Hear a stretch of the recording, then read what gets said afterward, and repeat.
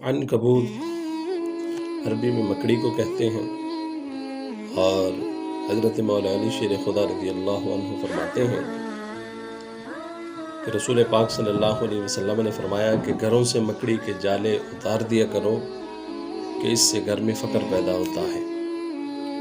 اسے امام کمال الدین دمیری رحمۃ اللہ علیہ نے نقل فرمایا۔ فرماتے ہیں کہ دو انبیاء کی ناموس کی حفاظت کے لیے اللہ نے مکڑی کو بھیجا۔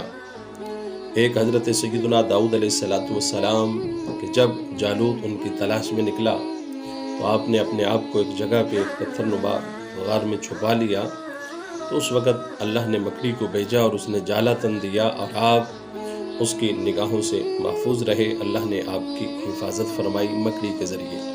اور دوسرا، ہجرت والی رات جب رسول پاک صلی اللہ علیہ وسلم غار ثور میں تشریف لے گئے تو اس وقت سیدنا صدیق اکبر آپ کے ساتھ تھے، تو آپ کے لیے اللہ نے اس وقت ایک مکڑی کو بھیجا۔ اس نے غار کے دہانے پہ، غار کے منہ پہ جالا تن دیا، جس سے آپ کفار کی نگاہوں سے محفوظ رہے، اور اللہ نے آپ کی مکڑی کے ذریعے حفاظت فرمائی۔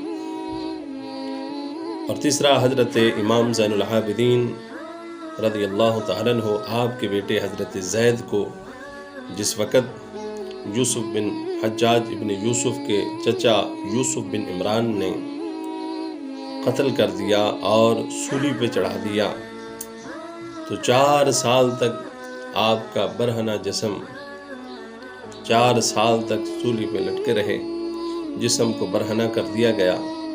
اللہ نے اس وقت مکڑی کو بھیجا اور اس نے آپ کے جسم پہ جالا تن دیا اور آپ کی ناموس کی حفاظت کی گئی۔